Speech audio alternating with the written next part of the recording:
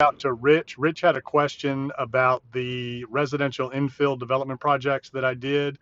And he asked, how do you find those on the MLS, or how did I find those projects?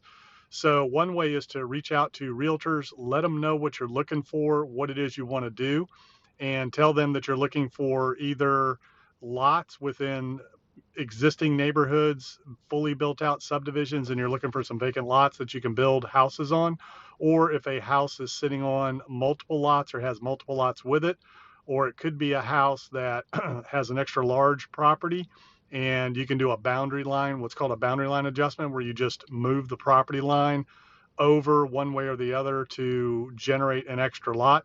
You can't always subdivide off a piece of land. So if it's a house sitting on an acre or something like that, depending on the zoning and where you're at and what the city county rules and regulations are, you may or may not be able to subdivide off a lot. But some areas you can, some areas you can just move the property line. Let's say it's a house that's sitting on a lot and then it's got an extra lot with it that's not wide enough to build a house. You might be able to adjust that property line. That's a simple survey and recordation process depending on where you're located and what the requirements are.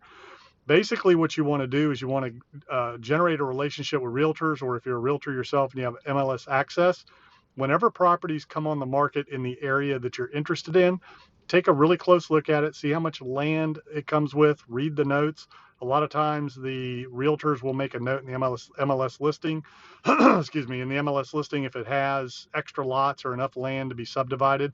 So those are the things you want to look for. Is you want to look for a house that's sitting on multiple lots that are already platted, already in the tax records as buildable existing lots.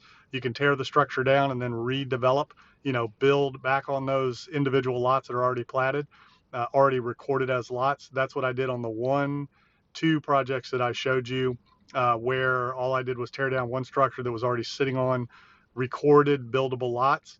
And then on the other one, it was the same thing. It was a house that just had two buildable lots next to it, and they sold the whole thing as a package. And again, that was a creative deal because they needed money to build a new house. I was willing to give them money for their deposit on the new home, let them stay in the house and rent while their house was being built. And then they turned the property over to me.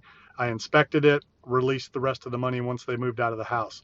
So a lot of times it's about being creative. A lot of times it's reading the fine print in the MLS listings and then asking questions, talking to realtors, letting them know what you're looking for, what type of properties that you're interested in, and then filling in the blanks and creating the opportunities and listening to the sellers when you're making offers in terms of what they come back with. A couple of the projects I just made offers where I needed to be. They were low, much lower than the house and property were listed at. And the seller came back and said, well, here's what I need, and I can do the deal. So a lot of times there's more than one way to make a deal happen.